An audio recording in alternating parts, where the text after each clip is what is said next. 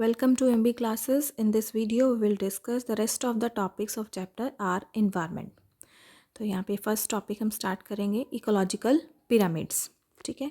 Ecological pyramids का मतलब कि जैसे हमारे पास सपोज एक इकोसिस्टम है, उसमें इंटरैक्शन होती है प्रोड्यूसर्स और कंज्यूमर्स की. तो इन दोनों की इंटरैक्शंस को या इनके रिलेशनशिप्स को जब हम ग्राफिकली रिप्रेजेंट करते हैं पिरामिड की फॉर्म में, तो उसको हम क्या बोलते हैं? Ecological pyramid. तो हमारे पास 3 तरह के इकोलॉजिकल पिरामिड होते हैं: pyramid of number, pyramid of biomass and pyramid of energy. तो जब हम पिरामिड ऑफ नंबर की बात करेंगे, दैट मीन्स सारा वही रहेगा. That is relationship between producers consumers को जो हम ग्राफिकली रिप्रेजेंट करेंगे, लेकिन किस में? In terms of number of organisms at different trophic levels, कि हर एक ट्रॉफिक लेवल पे नंबर ऑफ ऑर्गेनिजम्स कितने हैं या कितनी उनकी पॉपुलेशन है उसके अकॉर्डिंग. तो पिरामिड ऑफ नंबर हमेशा या तो अपराइट होंगे और इन्वर्टेड, दोनों में से हो सकते हैं. तो अपराइट में हम पॉन्ड इकोसिस्टम भी ले सकते हैं और ग्रासलैंड का भी ले सकते हैं. जैसे अपराइट में हमने अगर पॉन्ड का लेना है तो सबसे स्टार्टिंग कहाँ से होती है? सबसे पहले इसकी फाइटोप्लैंक्टन से. दैट मीन्स इनकी पॉपुलेशन ज़्यादा है. ये कौन से हैं? प्रोड्यूसर्स. इसके ऊपर जो फीड करेंगे zooplanktons, then small fishes, then large fishes. इस तरह से जाते हुए इसकी पॉपुलेशन क्या हो रही है? कम हो रही है. तो अपराइट पिरामिड है. अगर हम इन्वर्टेड की बात करें तो पैरासिटिक फूड चेन है, जिसमें oak tree that is the producer. तो इसमें पॉपुलेशन क्या है? सपोज एक सिंगल ओक ट्री के ऊपर नंबर ऑफ बर्ड्स जो है वो सर्वाइव कर सकते हैं. उसके ऊपर जो पॉपुलेशन आएगी पैरासाइट्स की, that is lice and bugs की, वो कैसी होगी? और ज़्यादा. और उसके ऊपर डेड डिकेइंग जब लाइस बग्स हो जाएंगे तो उसको फीड कौन करेगा? Bacteria and fungi.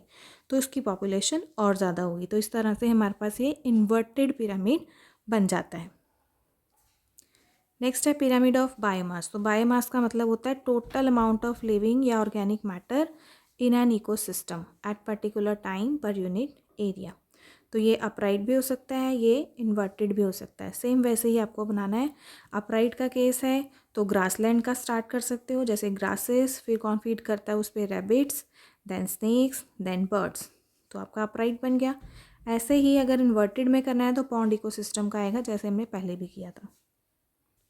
Next one is pyramid of energy. तो एनर्जी दैट मीन्स कि कैसा होता है? हमने कल भी पढ़ा था जैसे कि इसमें जो फ्लो ऑफ एनर्जी होती है हमेशा 10% है और हमेशा यूनी डायरेक्शनल फ्लो करता है. तो हमेशा इसमें अपराइट बनेगा. ठीक है. तो इसको हम एनर्जी की फॉर्म में बताएंगे. डिफरेंट फूड चेन्स में जो एनर्जी ट्रांसफॉर्मेशन है वो कैसी होती रहती है? कम होती जाएगी. तो इसमें अपराइट बनता है.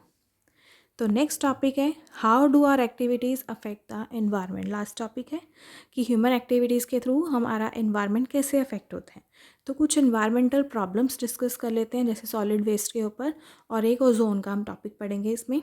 तो अगर जब भी एनवायरनमेंट में चेंजेस होते हैं तो वो सारे क्या करते हैं? अफेक्ट करते हैं. किस तरह से? ह्यूमन एक्टिविटीज़ के थ्रू. तो ये पॉल्यूशन भी क्रिएट कर सकते हैं, डिफॉरेस्टेशन, ये सारी जो हैं एनवायरनमेंट में चेंजेस क्रिएट करते हैं, प्रॉब्लम्स क्रिएट करते हैं.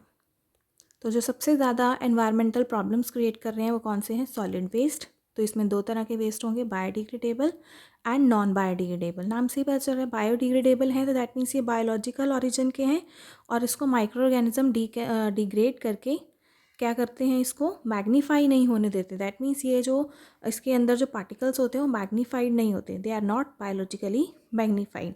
तो ये बैक्टीरिया और फंजाई के थ्रू इजीली डिग्रेड हो जाते हैं and can not be converted into resource, जैसे sewage, cattle dung, household garbage. But as compare to this non biodegradable जितने भी होते हैं ये मैन मेड हैं. ये माइक्रो ऑर्गेनिज्म से डिग्रेड नहीं हो रहे. अगर डिग्रेड नहीं हो रहे तो ऑब्वियस है ये नेक्स्ट टू नेक्स्ट लेवल में ट्रांसफ़र होते जाते हैं. That means these are biologically magnified and it can also be recycled. And examples क्या हैं इसके?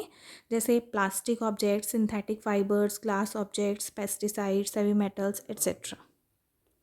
तो डिफरेंट मोड्स क्या होते हैं वेस्ट डिस्पोजल की, जैसे डिफरेंट टाइप्स के वेस्ट हैं तो उसको हम कैसे डिस्पोज कर सकते हैं? वेरियस मेथड्स हैं, जैसे लैंड फिलिंग्स के थ्रू जो भी वेस्ट है उसको हम बरी कर देते हैं लो लाइंग एरियाज़ में और उसके ऊपर मतलब उसको कंपैक्ट कर दिया जाता है रोलिंग करके.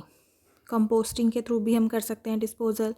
कंपोस्टिंग तो आपने पैसे भी पढ़ा हुआ है, जैसे ऑर्गेनिक वेस्ट जितना भी होता है, ठीक है, इसको हम कंपोस्ट पिट्स में, गड्ढों में डाल देते हैं और कवर कर देते हैं सॉइल से और जैसे आफ्टर 3 और 4 मंथ्स के बाद क्या होता है, it will converted into manure, जिसको हम आगे फील्ड्स में यूज़ कर सकते हैं। बायोगैस प्लांट्स के अकॉर्डिंग, ठीक है, जिससे बायोगैस और मैन्योर प्रिपेयर की जाती है। रिसाइकलिंग से, जिसमें हम रिसाइकिल करके न्यू आइटम्स प्रिपेयर कर सकते हैं। रीयूज़, बार बार किसी हम कंपोनेंट्स को हम यूज़ करें, ठीक है, कि बस तो ये कन्वेंशनल टेक्निक है। फॉर एग्जांपल जैसे न्यूज़पेपर को हम एनवेलप्स बनाने के लिए भी यूज़ कर सकते हैं। सीवेज ट्रीटमेंट प्लांट, जितना भी ड्रेन वाटर है, ठीक है, it can be clean in sewage treatment plant before adding it into reverse, क्योंकि हम डायरेक्टली इसको रिवर्स में डिस्चार्ज नहीं कर सकते। Incineration is very very important, अलग से डिफाइन आ सकती है। That is burning of waste like household waste, chemical waste, hospital waste, ठीक है, इसको हाई टेम्परेचर पे हम बर्न आउट करते हैं, that is more than 1000 degree Celsius पे, और CO2 और वाटर जनरेट होती है, ठीक है, जो एस्केप हो जाएगी। बाकी की जो एशेस बचेंगे इसके साथ, उसको फर्दर हम सॉइल में ही मिक्स कर देते हैं। नेक्स्ट मोस्ट इम्पॉर्टेंट टॉपिक है ओजोन लेयर का। इसके ऊपर बहुत बार क्वेश्चन आता है, चाहे तो इसका डिप्लीशन का क्वेश्चन आता है, फॉर्मेशन का, या इफेक्ट्स के ऊपर। तो ओजोन लेयर क्या होता है, एक ऐसा हायर लेवल ऑफ एटमॉस्फेयर के अंदर प्रेजेंट होती है, तो ब्लैंकेट की तरह एक्ट करती है लेयर, ठीक है। It is a protective blanket around the earth which absorb most of the harmful UV radiations of the sunlight, ठीक है। अगर UV रेडिएशंस अर्थ तक पहुंच जाए तो बहुत ही हेजार्ड्स क्रिएट कर सकती है, हेल्थ प्रॉब्लम क्रिएट कर सकती है। इसलिए ये जो ओजोन लेयर है एज अ प्रोटेक्टिव लेयर की तरह काम करती है, जो हार्मफुल UV रेडिएशंस को अर्थ तक आने से रोकती है। फॉर्मेशन कैसे होते हैं ओजोन मॉलिक्यूल्स की, फॉर एग्जांपल ये जैसे ऑक्सीजन मॉलिक्यूल्स होते हैं एटमॉस्फेयर में, तो UV रेडिएशन के एक्सपोजर में क्या होते हैं, it will break down into oxygen atoms. यही oxygen atom further oxygen molecule के साथ बाइंड करता है और ओजोन के मॉलिक्यूल्स को प्रिपेयर करता है। नेक्स्ट है depletion of ozone layer. The thinning of ozone layer is called ozone depletion, ठीक है। तो एक ओजोन होल के बारे में बहुत बार क्वेश्चन आता है। तो अगर ओजोन लेयर की थिकनेस ग्रेजुअली धीरे धीरे डिक्रीज होती जाए ओवर अ रिस्ट्रिक्टेड एरिया, उसको हम बोलते हैं ओजोन होल। तो सबसे पहला ओजोन होल जो था डिस्कवर किया गया था ओवर अंटार्कटिका इन 1985।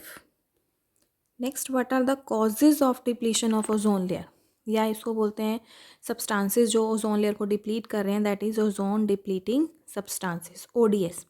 तो एक्सेसिव यूज़ अगर हम करते हैं क्लोरोफ्लोरोकार्बन्स का, दैट इज़ सिंथेटिक केमिकल्स का, जो कहाँ पे यूज़ होते हैं, रेफ्रिजरेटर्स में, ACs, फायर एक्सटिंग्विशर्स में, या एरोसोल्स हैं, स्प्रेज हैं। इसके अलावा डिफरेंट गैसेस हैं जैसे methane, nitrous oxide, carbon tetrachloride, chlorine. तो ये सारे जो हैं ओजोन लेयर को डिप्लीट करते हैं, उसकी लेयर को थिन करते हैं।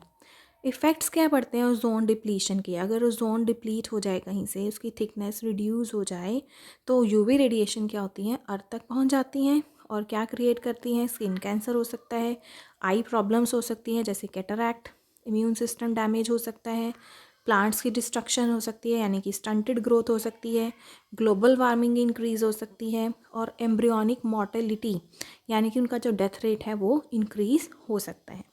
तो इंटरनेशनल एफर्ट्स क्या हैं इसके लिए to check the ozone depletion, तो एक मॉन्ट्रियल प्रोटोकॉल है, that is United Nations Environment Programme UNEP succeeded in forging an agreement to stop chlorofluoro productions at 1986 level, that is the Kyoto Protocol, by all the countries। तो कई बार direct 1 marks में Montreal protocol का question आ सकता है। तो इस topic में से आपको डायरेक्ट 2 और 3 मार्क्स का क्वेश्चन आ सकता है किसी फॉर्म में, तो आप ये हेडिंग वाइज इसको अच्छे से प्रिपेयर कर लेंगे। तो यहाँ पर आपका ये चैप्टर जो है पूरा कवर अप हो जाता है। किसी को कोई भी प्रॉब्लम हो तो वो कमेंट बॉक्स में लिख कर पूछ सकते हैं। तब तक के लिए do share, like and subscribe this video. Thank you.